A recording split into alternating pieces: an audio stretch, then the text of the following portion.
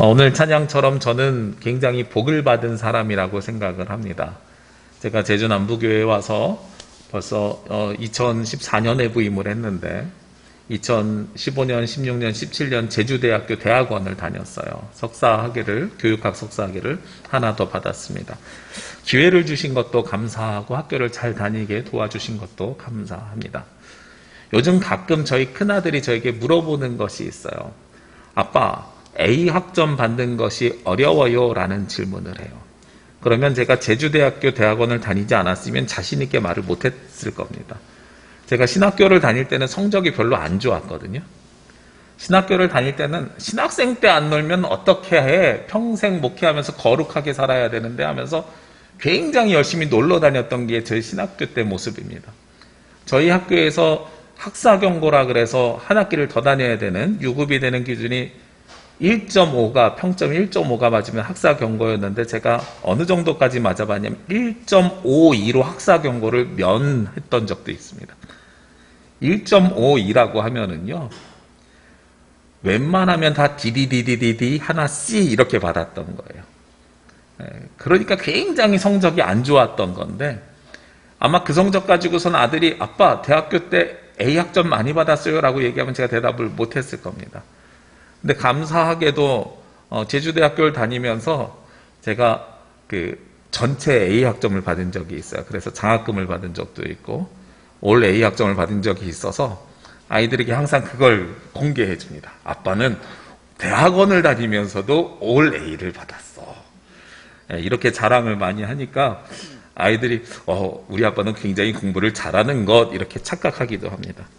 그리고 또 감사한 것은 우리 유장로님께서 한번 교회 밴드에 공개해 주셨는데 졸업하면서 석사 논문을 썼는데 그 논문이 제주대학교 전체에서 최우수 논문상을 받았어요. 그리고 아마도 제가 알기로는 제주대학교 안에 제주대학교에서 쓴 논문 중에 성경이라는 단어, 성서라는 단어가 제목에 들어간 첫 번째 논문인 것 같습니다. 제 논문의 제목이 성서적 평화의 관점으로 성프란시스코의 평화의 기도를 묵상하면서 대정지역을 걷는 길을 논문으로 썼는데요. 이 논문을 지도해 주셨던 교수님도 전혀 대답이 없으셨어요. 제가 논문 지도도 참 감사하게 예전에 우리 교회에서 성가대를 하셨던 황경수 교수님이 논문 지도를 해주셨는데 논문을 써서 계속 보낼 때마다 응답이 없는 거예요. 그랬더니 논문 지도를 받는 그 심사하는 전날 답장이 처음으로 왔는데 뭐라고 하냐면 목사님 화이팅 이렇게 와요. 그렇게 받아서 저도 이게 제주도까지 와가지고 예전에 남부교회 성도였던 분에게 논문 지도를 받는 것이 참 복이다 이런 생각을 했었습니다.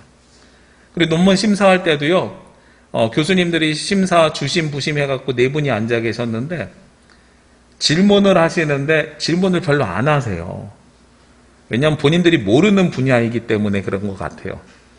앉아 계신 분이 역사학 교수님, 컴퓨터공학과 교수님, 독일학과 교수님, 기호학 교수님 이렇게 앉아 계시는데 성서적 평화의 관점으로 하니까 성경에서 나오는 평화가 뭔지 모르니까 질문을 못 하셨던 것 같아요. 제 생각에는. 그런데 논문 심사하는 중에 처음이자 마지막으로 받았던 질문이 딱 한 가지입니다. 뭐냐면 목사님 이거는 심사에 영향을 주는 질문이 아니고요. 정말 궁금해서 여쭤보는 겁니다 하면서 논문의 제목에 성서적 평화의 관점이라고 하는데 왜 성경이라고 안 쓰고 성서라고 쓰셨습니까? 라는 질문을 하시는 거예요. 이게 되게 중요한 부분 중에 하나입니다. 우리는 성경이라고 이야기하는데 성서라고 이야기하기도 합니다. 이 두 가지는 어떤 차이가 있겠어요? 성경은 경전이라는 뜻이고 하나님의 말씀이라는 뜻이고 성서는 책 서자를 쓰기 때문에 책이라는 뜻입니다. 그래서 저희가 신학교를 다니면서 배울 때 논문이나 학술 관련돼서 신학적인 부분을 쓸 때는 성서라는 표현을 쓰고 말씀을 전하고 그리고 교회에서 성도들에게 신앙을 가르칠 때는 성경이라는 표현을 쓰라고 제가 배웠거든요. 그래서 그 부분을 설명해 드렸습니다. 똑같은 말씀인데 성경이라고도 사용하고 성서라고도 사용하는데 이 두 가지는 사용하는 방법이 다른 거죠.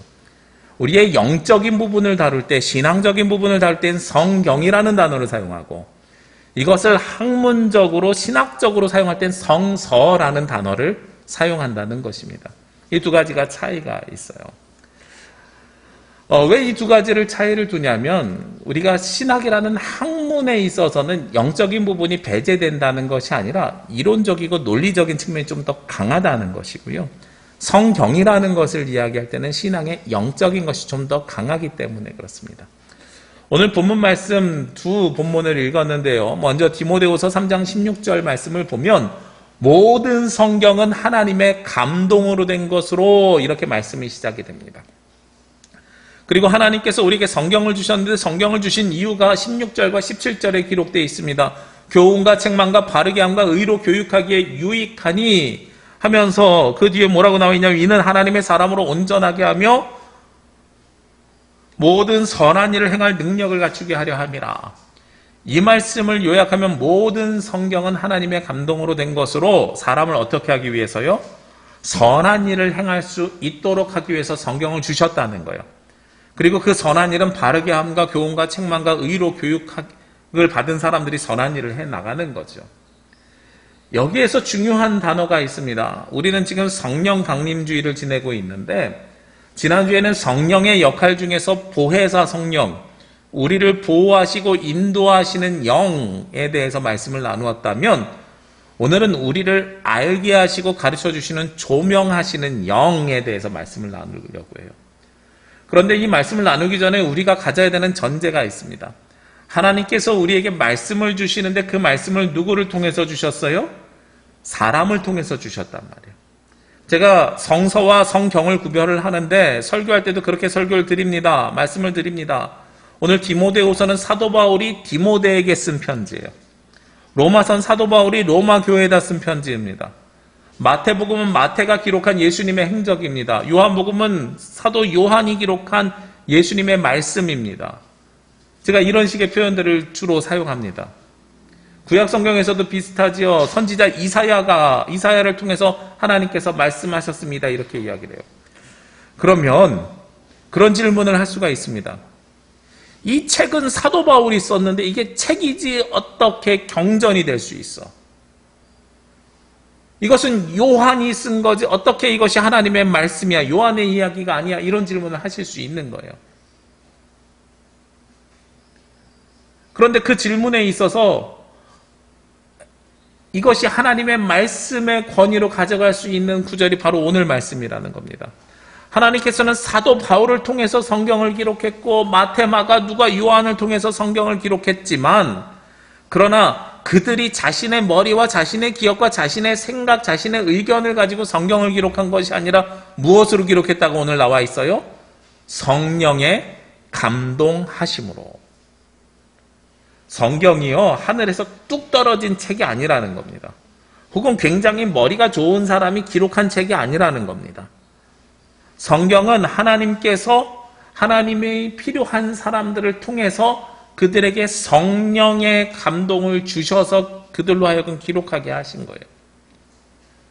우리가 마태, 마가, 누가, 요한 잘 기억 못하잖아요. 마태는 세리였습니다. 베드로 전후서를 기록한 베드로는 어떤 사람이었어요? 어부였어요. 제가 어부를 무시하는 것은 아니지만 요즘의 어부와 당시의 어부는 다른 사람입니다. 당시의 어부는요, 고기만을 잡는 것을 배운 사람이라서 글씨를 모르는 사람이에요. 글을 모르는 사람이고 유대 율법을 그냥 들어서 아는 사람이지 성경을 보고 아는 사람들이 아니었단 말이에요. 그런 사람도 성경을 기록했습니다. 그가 지식이 있고 학식이 있어서 기록했겠습니까? 베드로전서에 보면은 성경은 사사로이 풀 것이 아니라고 굉장히 중요한 이야기를 합니다. 그리고 너희는 왕 같은 제사장이라고 구약 성경을 인용하기도 합니다. 베드로가 학식이 뛰어나고 공부를 많이 했고 흔히 이야기하는 식자층이라서 그런 일들을 하는 것이 아니라는 거예요. 하나님께서는 아무것도 몰랐던 사람도 예수님을 경험하게 하시고 성령의 감동을 통해서 이 모든 것들을 기록하게 하시는 겁니다. 그래서 성경이 성서로서 책을 넘어서서 경전으로서의 권위를 가질 수 있는 이유가 바로 거기에 있는 거죠.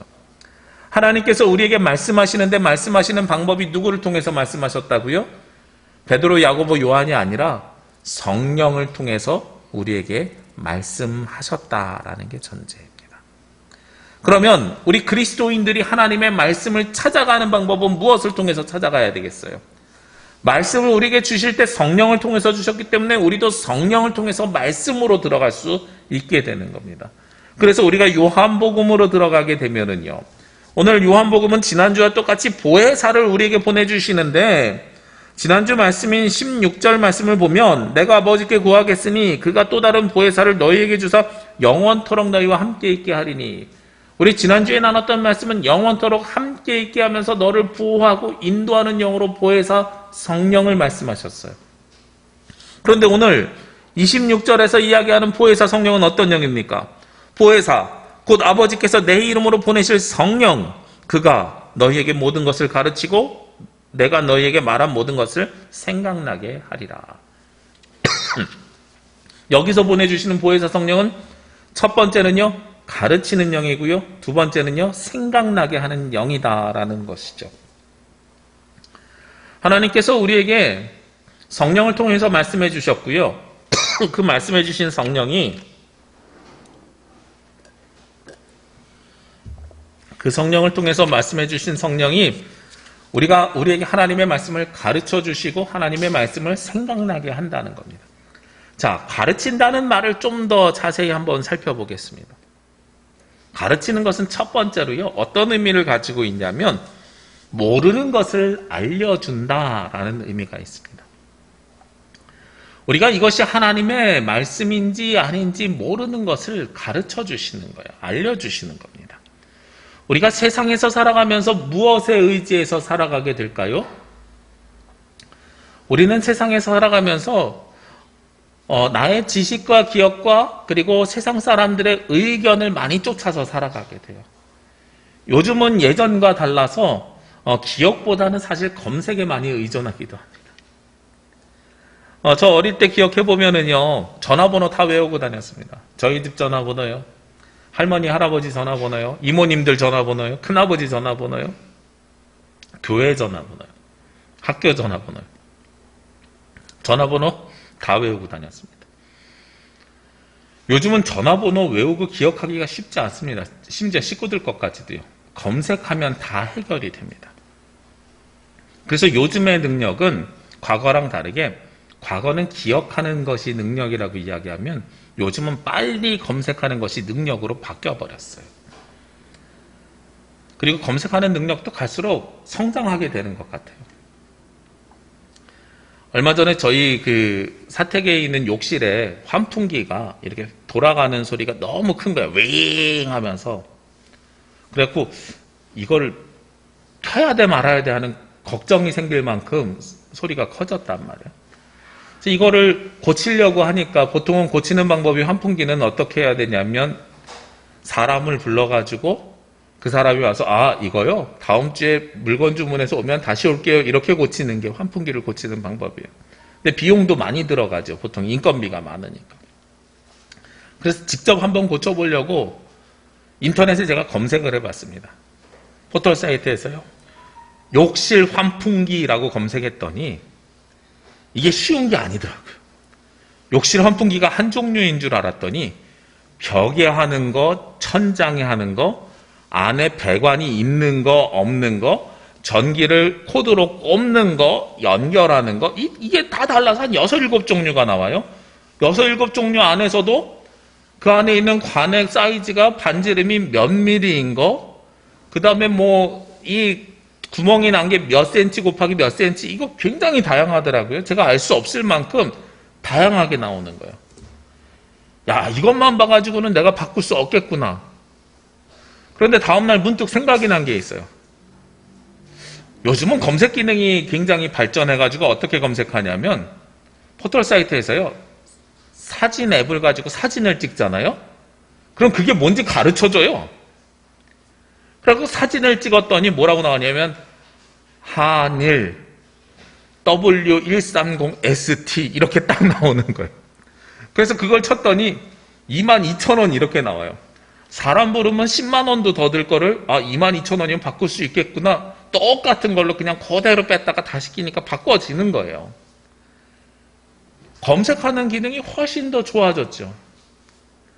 우리가 하나님의 말씀을 이 땅에서 가지고 살아갈 때에 이 성경이 얼마나 두껍습니까? 오늘 내 앞에 벌어진 일이 있어요. 상황이 있어요. 성경을 다 알고 암송해가지고 그 말씀이 딱딱 떠오르면 너무나도 좋은 일이겠지요.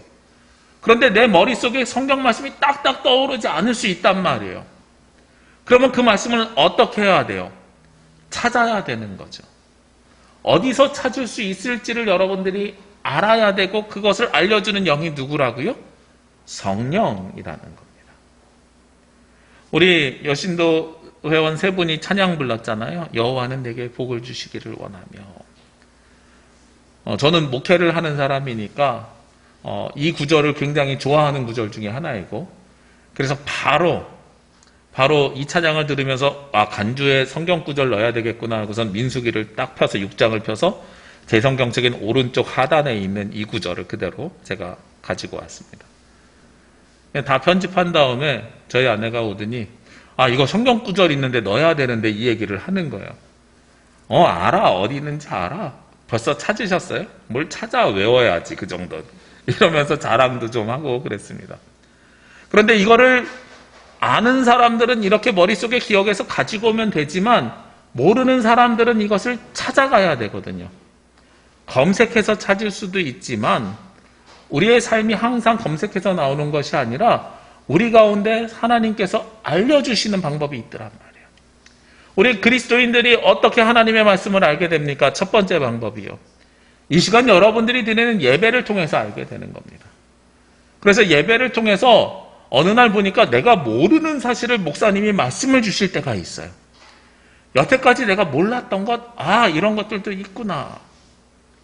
우리 지난주와 이번주 그리고 다음주까지 성령에 대한 말씀을 나눌 건데요. 주보의 오른쪽에 보면 성령의 세 가지 역할에 대해서 말씀을 제가 드려놨습니다. 첫 번째 역할이 지난주에 말씀을 나눴던 우리를 인도하시고 보호하시는 영입니다. 두 번째가 우리를 조명하시는 분, 오늘 말씀하는 거예요. 다음 주에 나눌 말씀은 우리 안에 계시는 영에 대한 말씀을 나눌 겁니다. 성령이 이렇게 세 가지 모습으로 우리 가운데 함께 하시는구나 라는 것을 우리가 알 수 있는 거죠.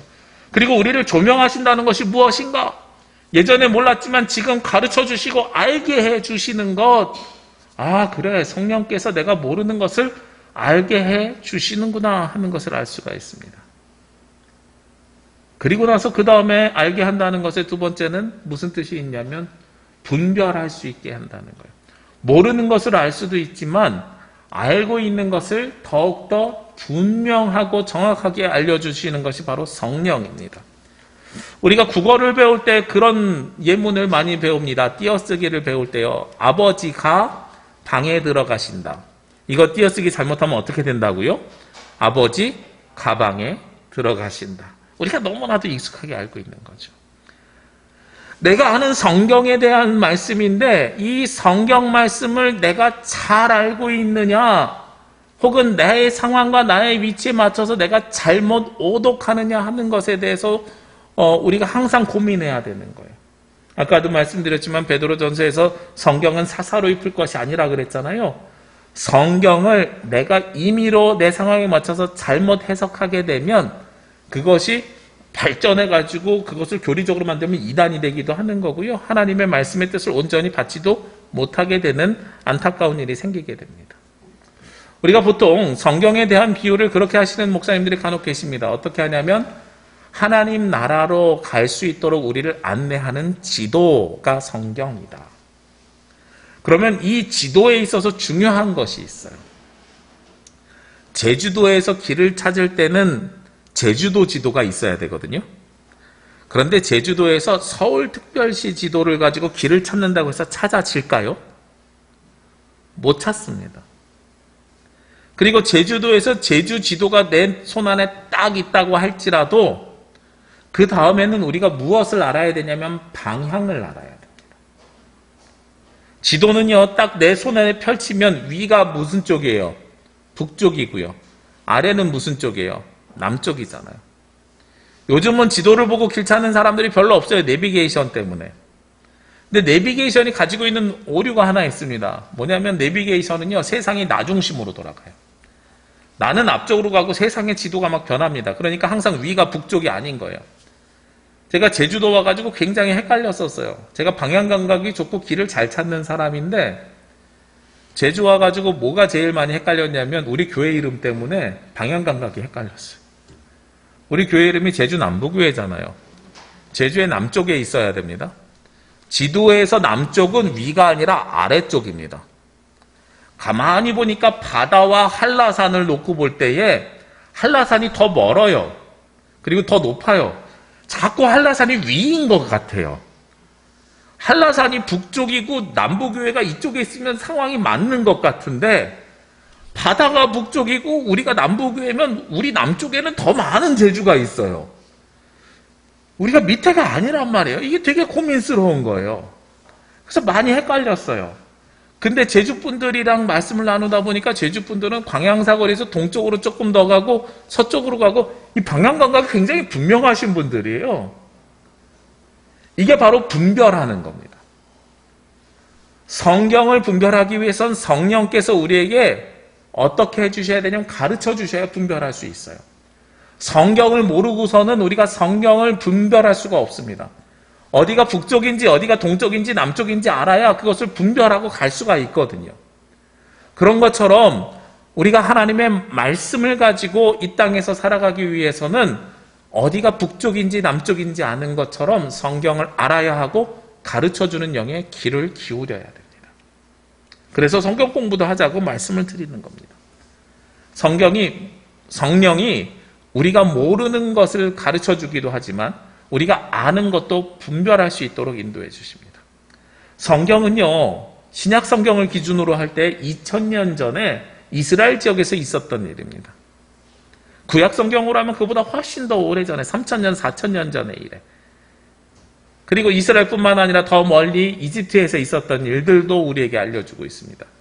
그 말씀이 우리 지금 살고 있는 우리와의 간격과 차이가 있는데 이 간격과 차이를 좁혀주는 역할을 해주는 것이 성령님이시고 그래서 우리가 성령님께 간구하면서 하나님의 음성을 들어야 모르는 것도 알게 해주시고 아는 것도 무엇이 옳은지를 분별할 수 있도록 인도해 주시는 거예요.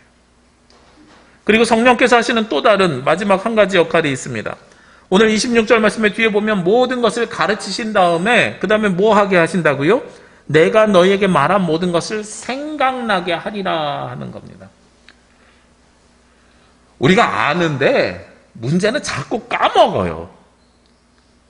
지난주에 들었던 말씀 아는데 까먹고요. 그 전주에 들었던 말씀 아는데 또 까먹습니다.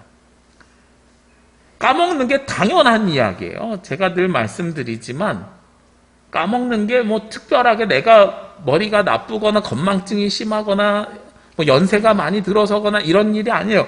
잊어버리는 것이 당연한 일입니다.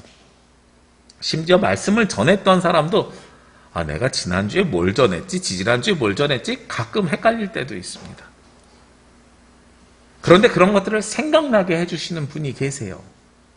그게 누구냐면 바로 성령이에요. 그런데 언제 생각나게 하시느냐? 그 상황에 처하게 되면 말씀이 생각나게 되는 겁니다. 오카는 목사님의 책에 보면 이 부분을 그렇게 설명하고 있습니다. 보통 세상 사람들은 양심의 가책을 느낀다고 하는데 그리스도인들은 신앙의 가책을 느낄 때들이 있는 거예요. 내가 이렇게 하는 게 맞아 틀려 라고 고민이 생기잖아요. 그러면 그 부분에 있어서 성령께서 우리의 마음에 문을 두드리시는 겁니다. 똑똑똑 너 지금 그렇게 하면 안 돼. 내가 뭐라고 이야기했니? 생각 안 나니? 이런 거죠. 제가 많이 예로 드는 것 중에 하나가 그런 겁니다. 주일날 아침에 이불을 덮고 있어요. 너무 따뜻해요. 더 자고 싶어요. 주일이 아니라 일요일이라고 부르는 교회를 안 다니는 사람은 지금도 어쩌면 이불 속에서 자고 있을지 모릅니다. 그 사람은 양심에 혹은 신앙적으로 갈등이나 고민이나 가책이 하나도 없습니다. 말도 안 날 늦잠 자는 것 같고 뭐라 그래? 지금 당연히 집에 가서 TV 보면서 편하게 쉬고 있을 시간이지. 그런데 교회를 다니시는 분들은, 그리스도인들은요, 마음이 불편한 거죠. 아, 내가 지금 눈 떠서 나가 말어. 5분 먼저 일어나면 늦지 않고 갈 수 있는데, 2, 3분만 더 있다가 갈까? 신호 잘 받으면 갈 수 있을 거야. 그러다가 또 늦기도 하고. 이런 것에 대해서 불편하고 가책이 느껴지고, 이런 것들은 누가 말씀하시는 거예요? 성령께서 우리 마음속에서 이야기하고 계시는 거예요. 모르는 걸 얘기하는 게 아니라 우리가 알고 있는 것에 대해서 잊어버리고 살 때 성령께서 말씀하고 계시는 겁니다. 너 그렇게 살면 안 돼. 지금 상황이 바뀌었어. 지금 나가야 돼. 움직여야 돼. 라고 성령께서 이야기하는 거죠. 우리는 바보가 아니에요. 하나님께서는 우리에게 무엇을 주셨냐면 우리를 인격적으로 대하기 위해서 자유의지를 주셨거든요. 그래서 넌 아무 소리 말고 내가 하는 대로 따라와. 넌 기계야. 내가 프로그래밍 한 대로 살아. 하나님께서 이렇게 말씀하지 않으셨습니다. 너 어떻게 할래? 하나님께서는 끊임없이 우리에게 물어보시고요. 그 물음에 우리가 응답하면서 살아가는 것이 신앙생활입니다. 하나님께서 우리에게 끊임없이 물어보실 때 누구를 통해서 물어보세요? 성령을 통해서 물어보시거든요. 그럼 우리가 거기에 대해서 알아야 되는 거예요. 생각나게 돼야 되는 겁니다. 여러분 가운데 고민과 갈등이 생기잖아요. 그러면 성령께서 오늘 나에게 말씀하고 계시구나 라고 생각하시면 돼요. 그리고 나서 내가 아는 것들은 아는 대로 모르는 것들은 어떻게 해요? 성령이여 나에게 가르쳐 주소서라고 반응하시면 되는 거예요. 그것이 성령의 인도하심을 받는 사람들의 모습입니다. 우리가 지난주에 성령의 인도하심과 보호하심을 받아야 된다 그랬잖아요. 성령의 인도하심과 보호하심은 나는 아무것도 안 하고 있는데 성령께서 나를 막 보살펴주고 있어요. 이것은 무엇과 똑같으냐면 지난주에 드렸던 말씀이 있죠. 성령이 어떻게 보호하신다고요? 걸음마를 걷고 있는 어린아이들이 넘어지면 부모가 가서 잡아주고 붙잡아주고 이런 거잖아요. 근데 여러분들이 평생 어린아이는 아니잖아요. 어린아이일 때는 성령의 적극적인 개입으로 우리가 살아가고 우리가 영적으로 성장한 다음에는 우리에게 끊임없이 말씀하시거든요. 그 말씀에 우리가 반응을 해야 되는데 어떤 반응을 하는지에 따라서 우리가 보호하심과 인도하심을 유지하느냐 아니면 거기에서 뛰쳐나와서 내 삶대로 내 의지대로 내가 주인된 삶을 살아가느냐에 대한 차이가 생겨나게 되는 거예요. 그래서 성령의 보호하심과 인도하심을 끊임없이 받기를 원하시면 성령을 통해서 주신 말씀인 이 성경을 성령께서 나에게 가르쳐 주시고 분별하게 하시고 그리고 내가 모르는 것을 생각나게 하실 때에 반응하셔야 됩니다. 근데 사람들이 이것을 악용하는 일들이 간혹 생겨요. 혹시 고르반이라는 단어 들어보신 적 있으십니까?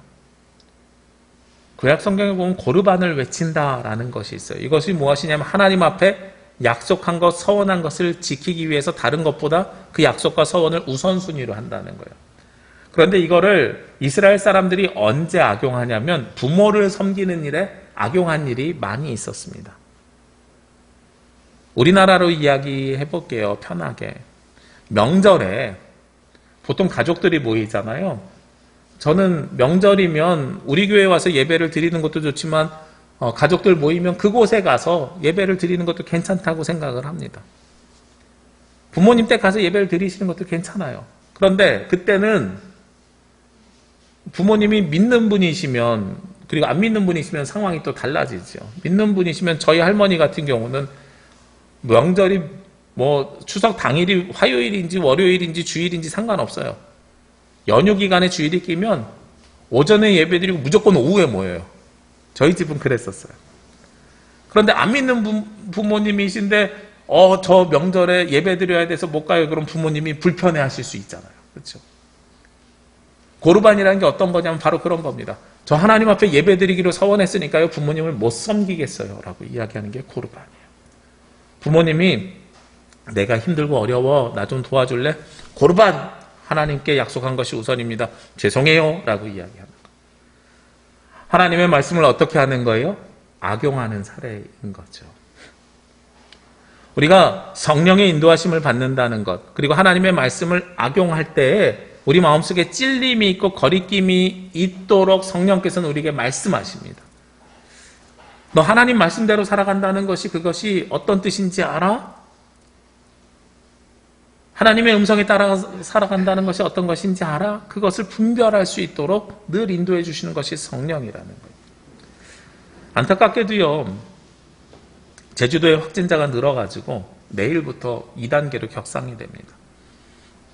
그러면 아마 다음 주부터는 우리 본당이 80석이니까 16분, 한 번에 16분씩 예배를 드려야 되는 상황으로 바뀌게 됩니다. 안타깝죠. 고민스럽습니다. 원래 교회는 예수 그리스도를 주님이라고 부르는 사람들이 모여서 예배하는 것을 교회라고 합니다. 건물이 교회가 아니에요. 그런데 이 코로나 상황으로 인해서 집에서도 예배 드려도 됩니다. 인터넷도 가능합니다. 온라인도 가능합니다. 이렇게 바뀌었더니 나중에는 어떤 일이 생길 수 있을까에 대한 제가 걱정을 해보면 인터넷으로 예배 드리는 것이 당연한 것처럼 여기는 일이 생겨날 수 있겠다 하는 이 오해와 오독이 생겨날 것이 걱정이 돼요. 하나님을 예배하는 사람들이 모여있는 것만 예배가 아니거든요. 교회가 아니거든요.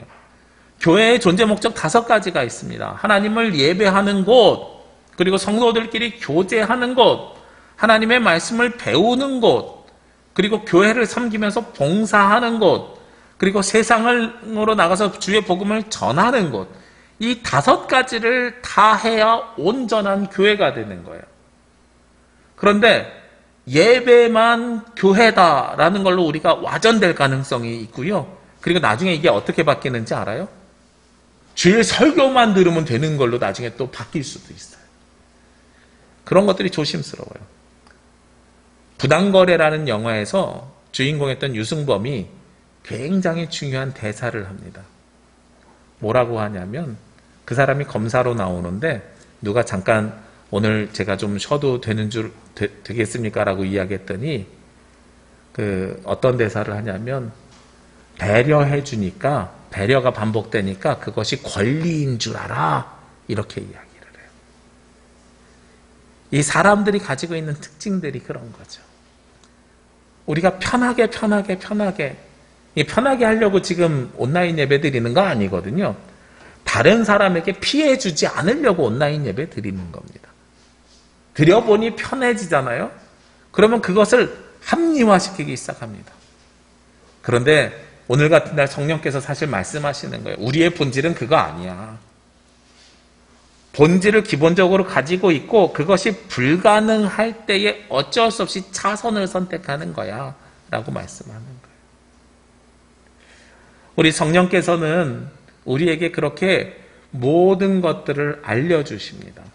우리가 세상을 살아가면서 우리가 구별하기 어렵거나 분별하기 어려운 것, 알지 못하는 것, 혹은 잊어버리고 사는 것, 이런 것들을 누구에게 여쭤보셔야 되냐면 성령님께 여쭤보시면서 살아가십시오. 세상을 살아가면서 유튜브, 네이버 뭐 이런 데 물어보시는 것도 굉장히 중요합니다. 삶을 살 때 필요한 것들이니까요. 유튜브 물어보니까 그 환풍기 가는 거 처음부터까지 영상으로 다 찍어줘서 그대로만 따라하니까 그대로 돼요. 굉장히 잘 가르쳐줘요.